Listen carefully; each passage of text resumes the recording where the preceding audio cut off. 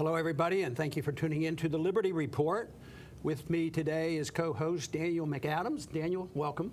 Thank you, sir. Good. I want to bring up the subject today of the Balkans. You know, in the early part of the year, I wrote a statement, a rather long statement about my assessment of what was going on in the world and also domestically. But I brought up the subject of the Balkans, not because I had tremendous insight. It was just sort of an instinct that I had that it's been quiet there, relatively speaking. It's not in the news, and yet it's artificial because, you know, I guess under Clinton, we did a lot of bombing and insisting, and all of a sudden we have this area that is probably more unstable than a lot of people realize. But now they're in the news a little bit more now. And one headline said the empire was temporarily defeated in Macedonia because of some recent events.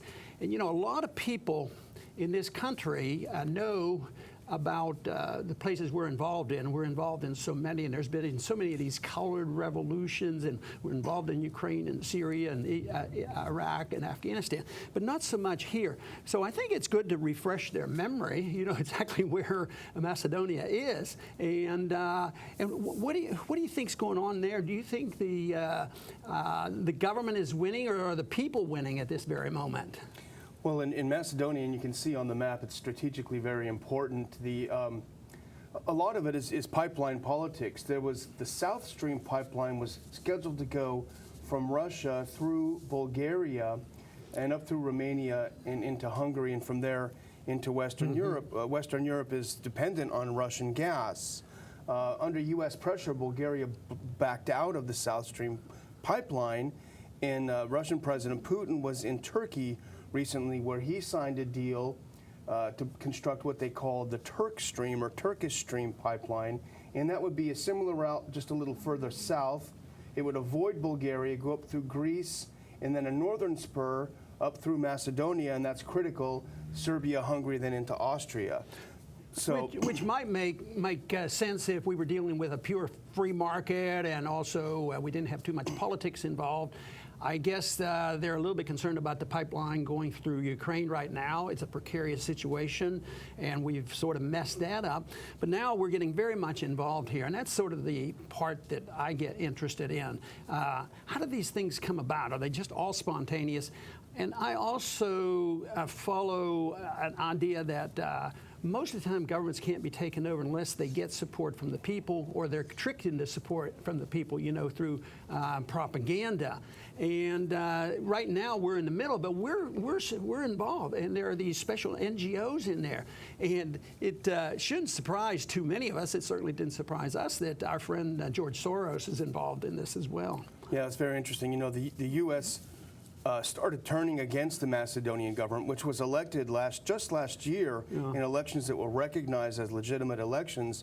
The U.S. started running afoul of him, of the Prime Minister Gruevski, after one of the main things was he refused to go along with the sanctions on Russia. And you know, the main U.S. policy followed by the EU as well is you've got to go for sanctions on Russia, you've got to isolate Russia. Right. So that kind of painted a target on his back, and then agreeing to participate in the Turk-Stream was like the final nail in the coffin. But you have, and actually if you look, we do have a graphic of the NGO. This is one of the main NGOs that are working in Macedonia, and they're trying to stir up people to overthrow the government like we saw in Ukraine. And it's called Civil, and this is it's a you know, the major NGO. But if you scroll down a little bit, you'll see who funds this. Very openly funded by the Embassy of the United States of America and George Soros' Open Society, along with the German and Swiss governments. You know, the one thing I like to do, you know, when they talk about defense money, I don't call it defense, I call it military, because words have meaning. When I say Embassy of the United States, that's just probably token, just discussion or something. But it should be up there. The taxpayers of America are behind this, so the money gets involved. And we do know that a lot of our money, because in Ukraine, you know, whether it's direct or indirect, and our CIA agents and special forces and NATO being involved in IMF money. So this is always a thing that American taxpayers get stuck. And this is one more time, it's sneaking up on us. And even though right now it looks pretty calm, and let's hope it stays that way, I can't quite put that in the category of the danger of an explosion, you know, in Yemen and the ongoing process in Syria as well as Ukraine. But that part of the world could all of a sudden burst forth and be a very violent area again. Absolutely. And, you know, the other thing is that just this week, the U.S. and EU leaders went to Macedonia to negotiate with the government, essentially to negotiate its capitulation. Even though they were freely elected, we say we support democracy, they were freely elected, and here comes EU and U.S. diplomats coming in saying, hey, you got to hold early elections next year, and you got to have a transitional government in the meantime. Essentially, it's an overthrow without blood in the streets. Yeah, it's another coup, but it's not coups. We think of the violence, they throw them out or put pressure on people where they have to leave.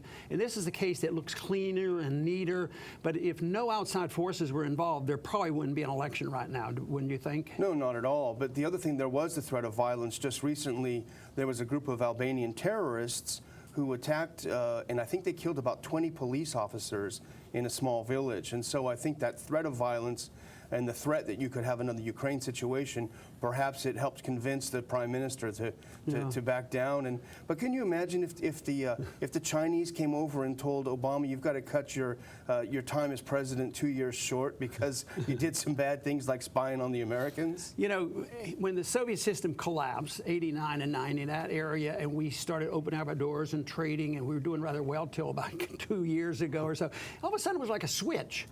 No longer are we going to do anything with the Russians. They're bad people, they're evil people, and they do everything wrong, and they cause all the problems, whether it's in Syria or whether it's in Ukraine.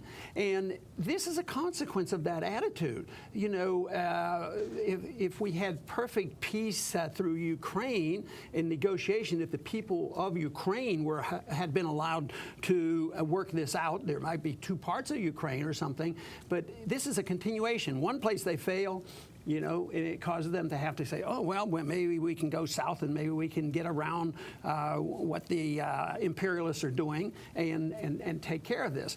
But it is a consequence of this switch turning on. It always amazes me on why are they doing this? They turn the switch on and they get the Europeans to go along. I don't see how it's going to help the Europeans. This fight here is not necessarily going to help the Europeans. They may come up short in both pipelines. They need the gas. That's the thing. They're shooting themselves in the head because they're not going to have any. What do they think they're going to get? Shale oil from the U.S.? You know, they need this energy, yet somehow they keep following the U.S. dictate to shut off these pipelines. Right. Anyway, I wanted to bring this attention to our viewers. I think it's a very important issue, and keep an eye on that. We're going to keep an eye on this, and I think that it is potentially a very dangerous area, but let's hope something good comes of it. That's always a possibility, but people will not do the right thing if they don't have the right information. And American people should stand up and say, no more financing of more revolutions. We don't need more war on the table. Anyway, I'd like to thank everybody for tuning in to the Liberty Report, and come back soon.